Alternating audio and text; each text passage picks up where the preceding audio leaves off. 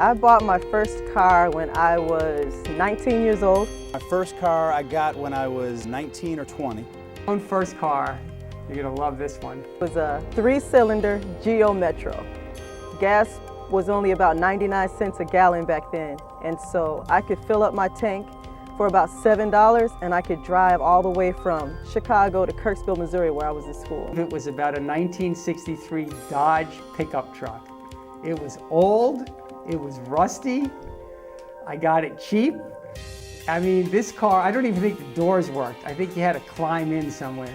And I was so excited. I thought I was a big Willie, and that little bitty tiny, it was a tiny little car, but it was mine. I don't own a car. I have never owned a car. I don't drive. I take public transportation and ride my bike.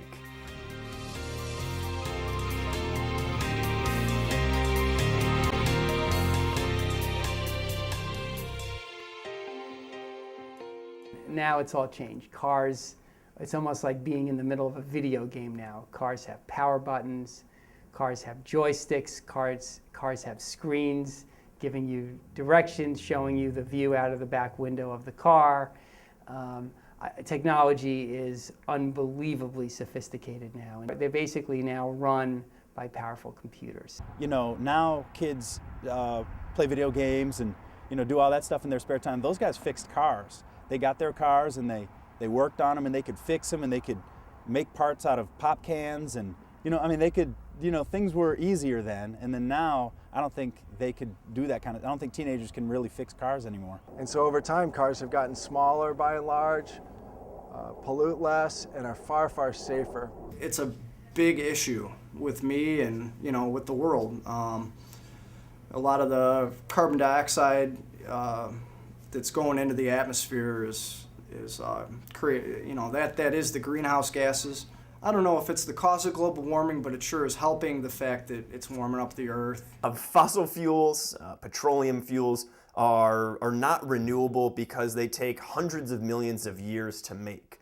For each individual, I don't think it's that big a deal. I don't think we drive that much. But when you add up everyone in the city and when you add up everyone in the country and in the world, you know, the United States has pretty good standards for emissions. You know how like you have to get your emissions checked every couple of years. There are other countries that don't. When I was in Ethiopia, I would come back after a day and my nose would be black, basically having breathed in all of the fumes. So all over the world, if you think about all the cars, we're really polluting, you know, the world by using so many cars. We'd be better off in America and the world if we did drive less and if I myself drove less. I think we're also, you know, at a nice juncture where being environmentally conscious is matching up with the higher costs of petroleum fuels. The gas prices are ridiculously high, and at this rate, I don't see how people can sustain a gasoline-driven society. Well, I know that in Europe they pay a lot more for gas, so I think we still actually have a pretty cheap gas price around the world. So if you think about it like that, I think we're still doing pretty well. I mean, I never thought that I'd be paying near $5 a gallon, but I'm not really bothered by that because I'm hoping that that helps to push us towards being fed up with paying for gas prices and look into other types of cars that run off of different things. Petroleum prices are only going to continue to increase as the reserves around the world continue to be depleted. So in the long run, producing biofuels is a wonderful way to control your fuel costs. Biodiesel is a advanced renewable fuel as defined by the United States Environmental Protection Agency. It can be made out of any vegetable oil or animal fat through a fairly simple, that's not a word. Not a simple word, but a simple process. So everything kind of starts out looking like this. This is what we use at Loyola University. It's used cooking oil. So that's our good oil on top, and down on the bottom is what we'd have to, that's the first step of the process, is to remove those solids. We call them chunkles. That's a trademark term. So that's what we start with, and we then go ahead and mix that filtered oil with our chemicals. We use methanol and potassium hydroxide. Methanol is racing fuel, and potassium hydroxide is a drain cleaner or ingredient in soap making. You mix those together and then you let them settle out.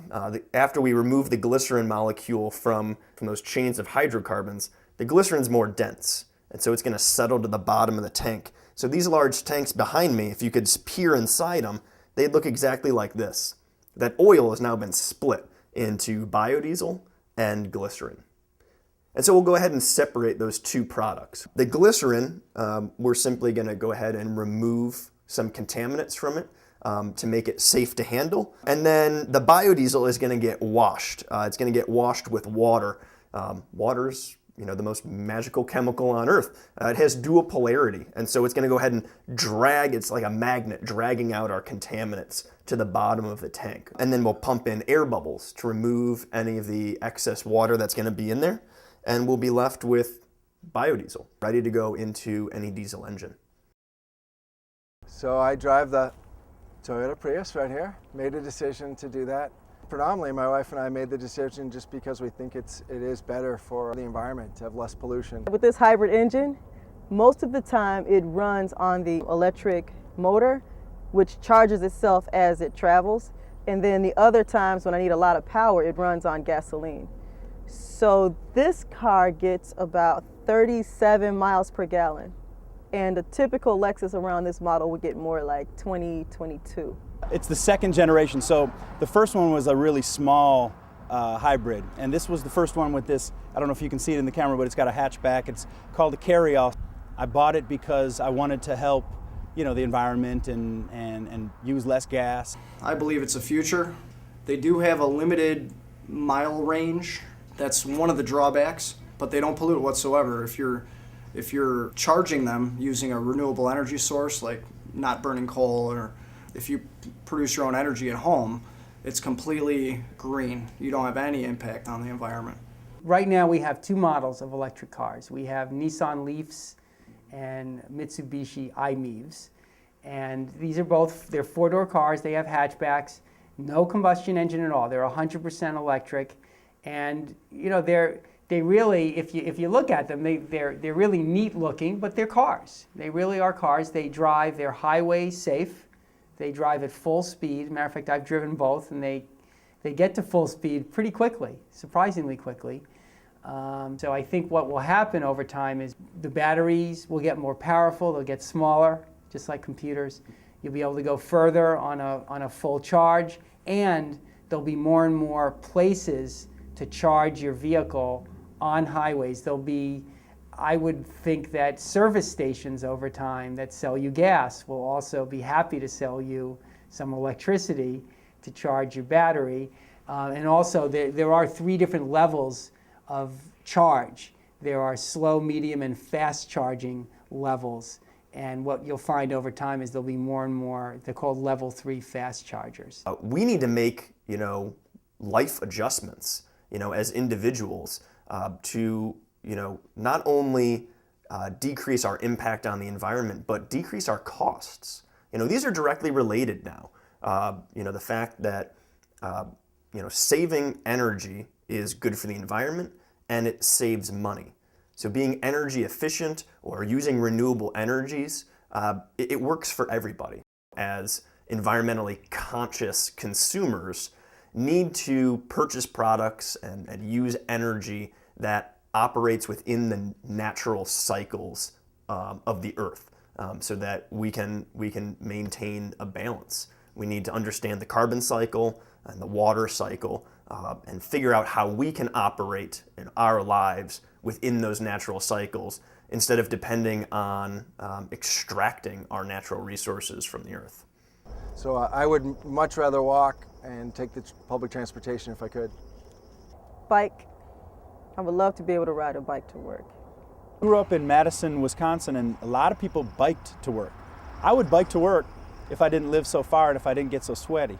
This isn't tree hugging anymore. This is real business. Big business in the United States is realizing that going green, being environmental, is the right thing to do.